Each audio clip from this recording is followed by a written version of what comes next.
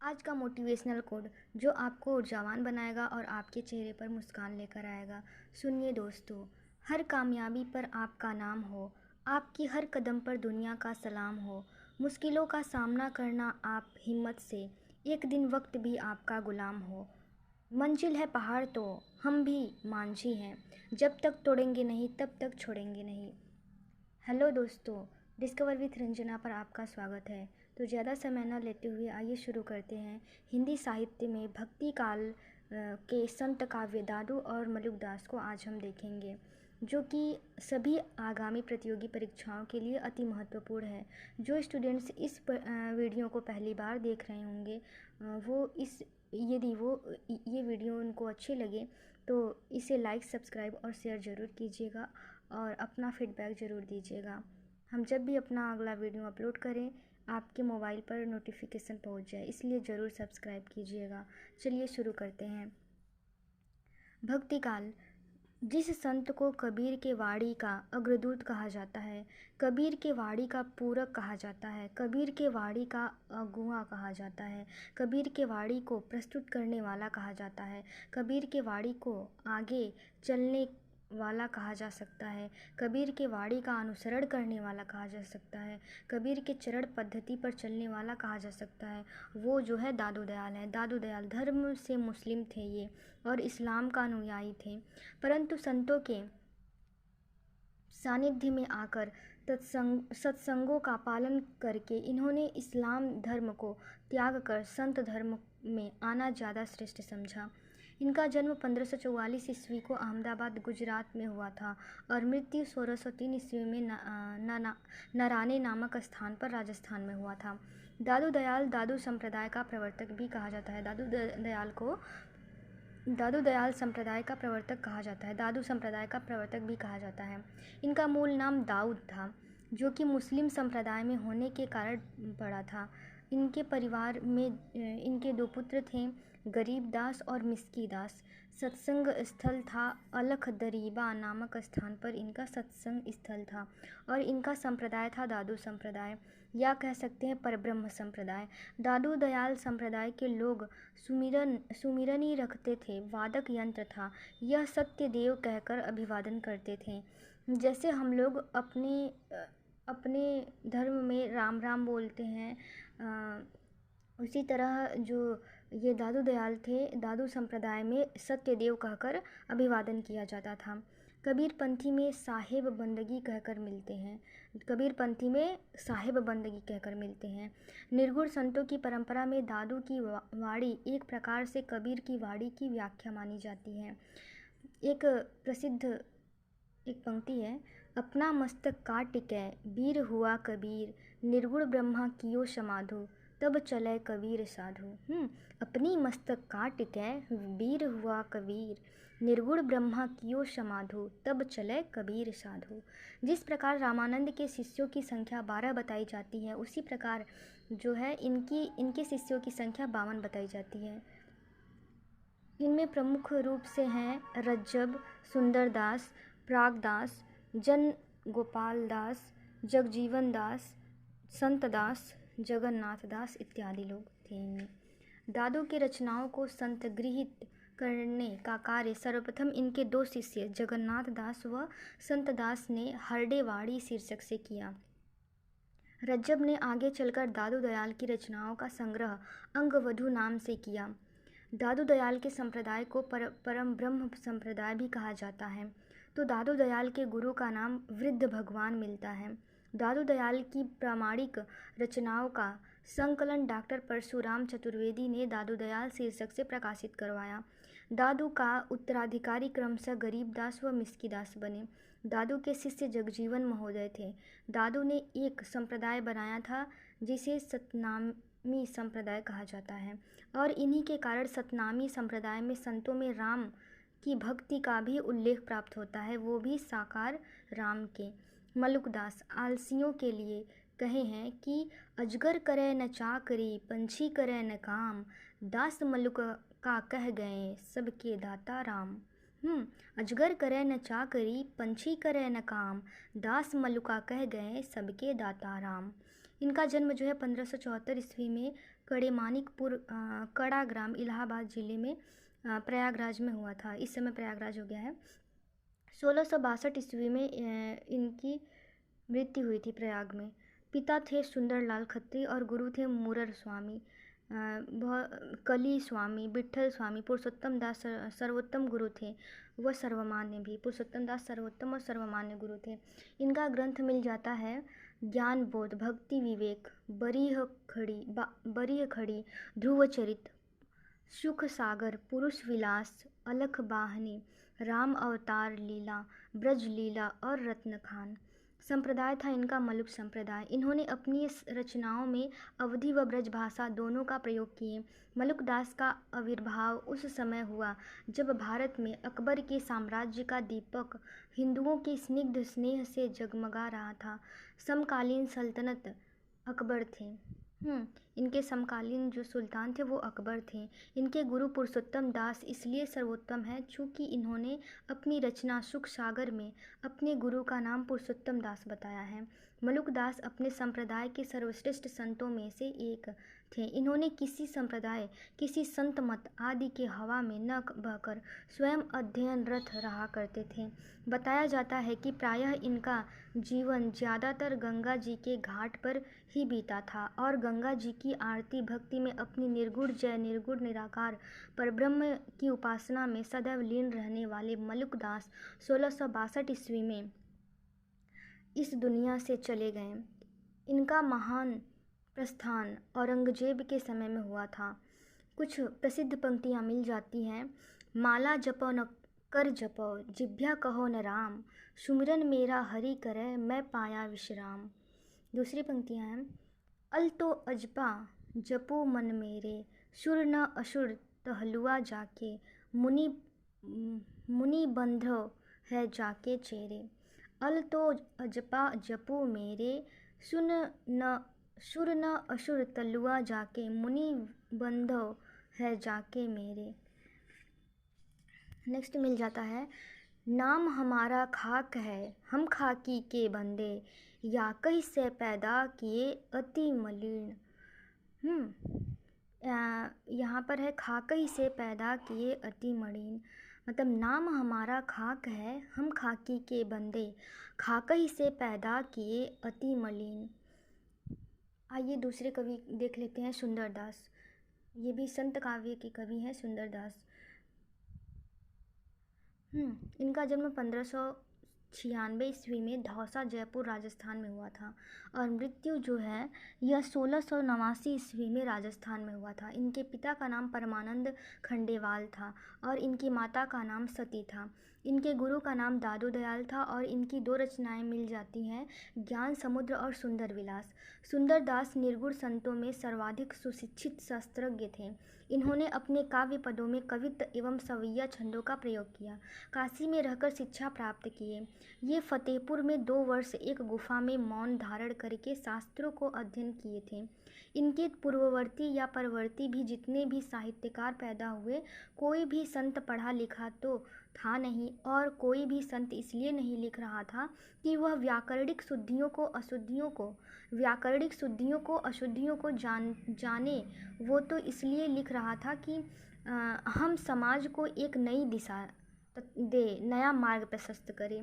जबकि सुंदरदास भी नया मार्ग प्रशस्त किए। ये ज़्यादा पुरुषवादी सोच के थे।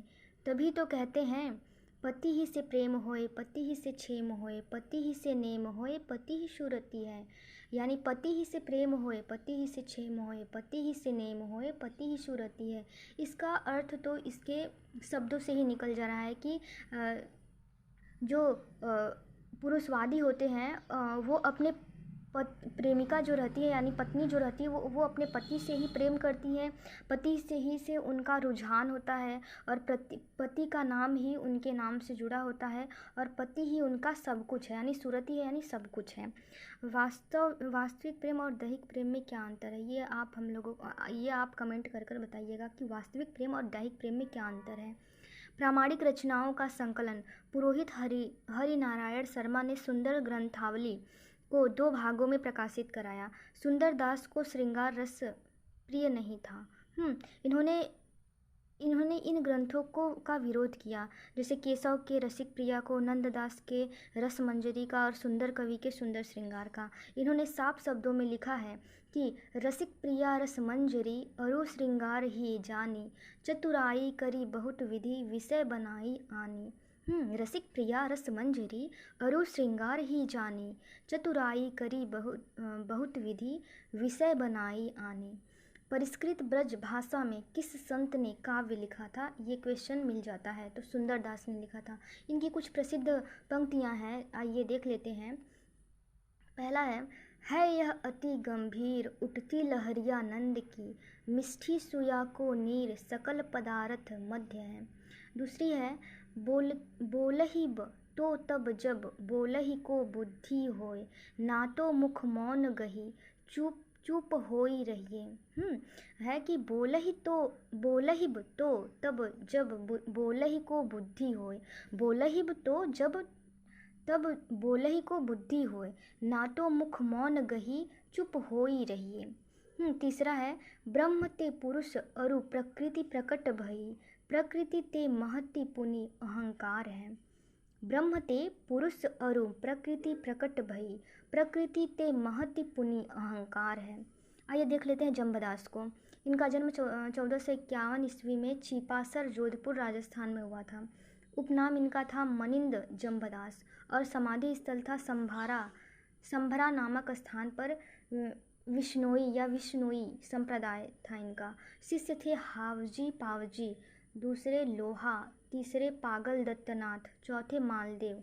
जाति था राजपूत थे, ये जम्बदास राजपूत थे।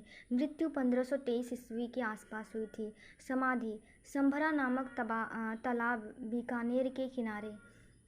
इनका समाधि संभरा नामक तालाब बीकानेर के किनारे।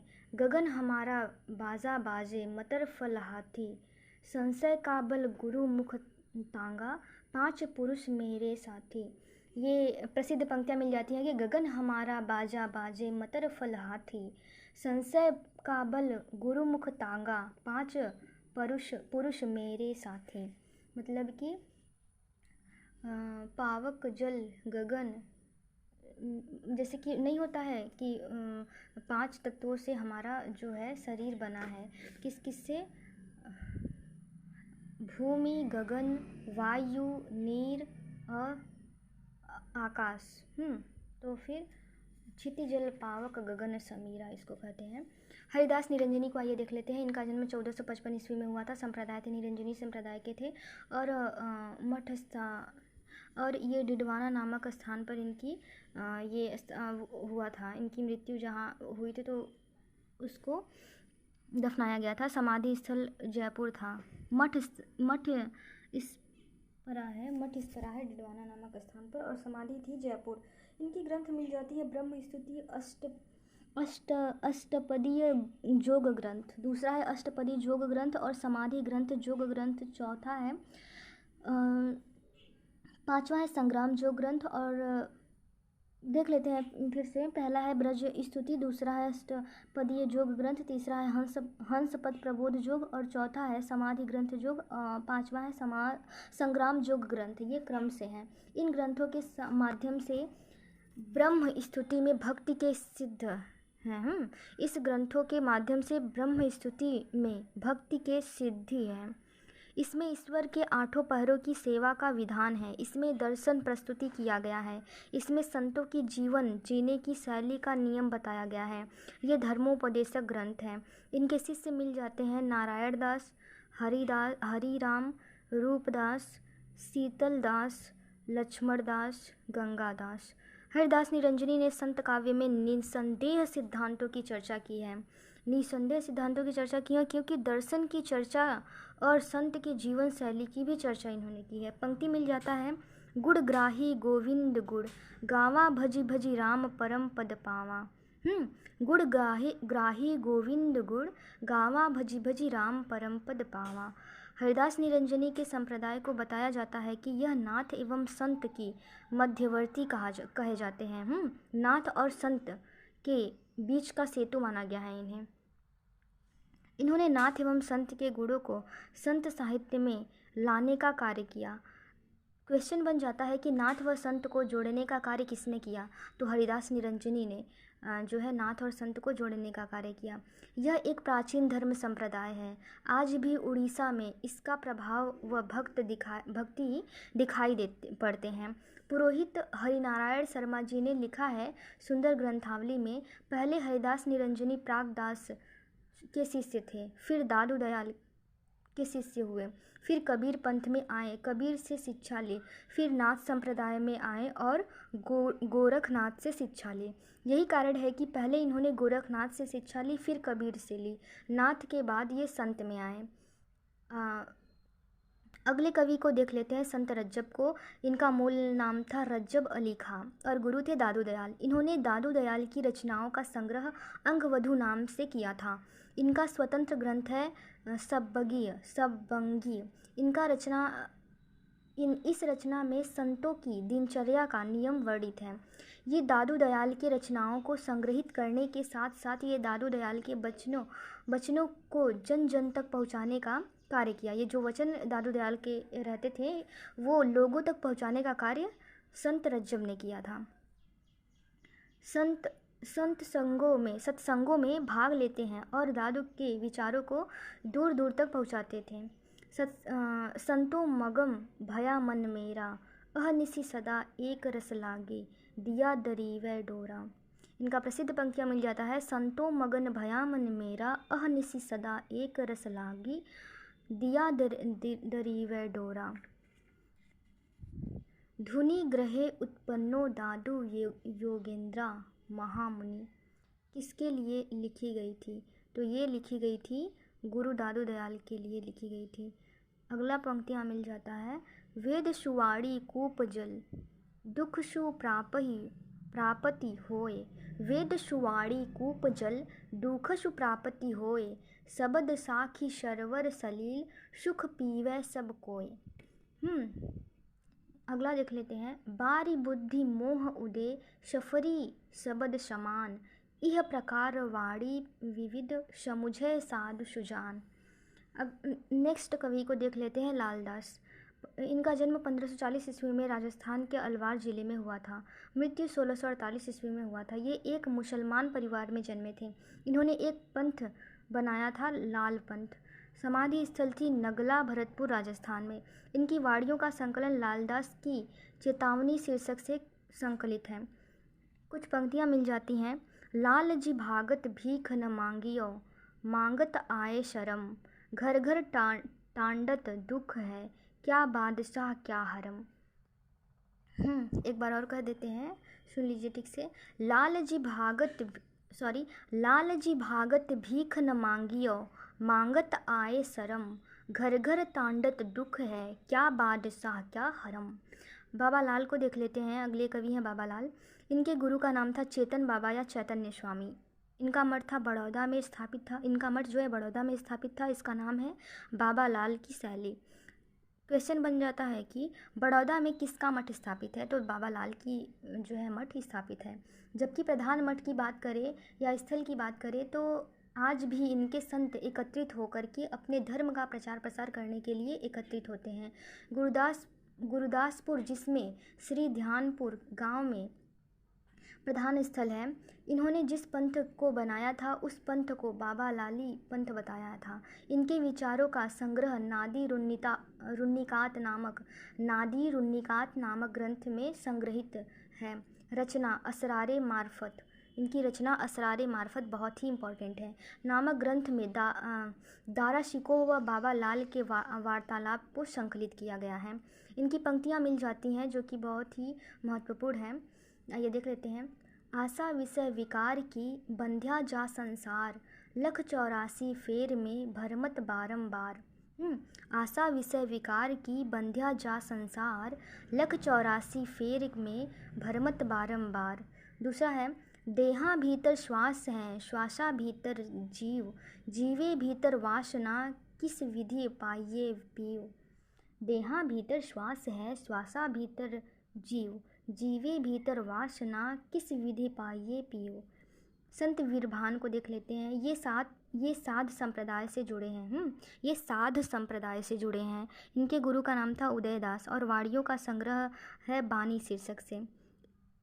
निपट निरंजनी को देख लेते हैं। नेक्स्ट कवि है निपट निरंजनी। इनके संप्रदाय को निरंजनी संप्रदाय कहा गया था। इनका ग्रंथ है शांत सरसी, दूसरा है निरंजन ग्रंथ में दूसरा ग्रंथ मिलता है। निरंजन ग्रंथ में दूसरा ग्रंथ मिलता है। अक्षय अनन्य। नेक्स्ट कवि है अक्षर अनन्य। इन्होंने वेदांतों पर कई ग्रंथ लिखे हैं। वेदांतों पर ग्रंथ जो था, पहला है राजयोग, दूसरा है विज्ञान योग, तीसरा है अनन्य प्रकाश। कुछ पंक्तियाँ मिल जाती हैं जो अति महत्वपूर्ण हैं। परलोक लोक दोऊ सधय जाय, परलोक लोक दोऊ सधय जाय, सोई राज योग सिद्धांत आय, निज राम योग ज्ञानी करंत, दृढ़ मूढ़ धर्म साधन अनंत। परलोक लोक दोऊ सधय जाय, सोई राज योग सिद्धांत आय, निज राज योग ज्ञानी करंत, दृढ़ मूढ़ धर्म साधक अनंत। संतों से संबंधित अन्य तथ्य। संत बाबरी साहिबा अकबर की सामायिक थी। संत बाबरी साहिबा अकबर की सामायिक थी।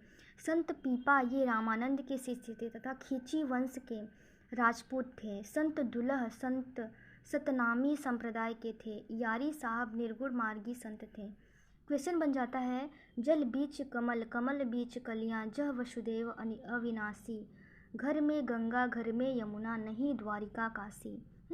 ये इसका आंसर आप हमको कमेंट बॉक्स में दीजिएगा कि जल बीच कमल, कमल बीच कलियाँ, जह वसुदेव अविनाशी, घर में गंगा घर में यमुना, नहीं द्वारिका काशी, यह किसकी पंक्तियाँ हैं? संत कवि की प्रवृत्तियाँ। आइए देख लेते हैं संत कवि की प्रवृत्तियाँ।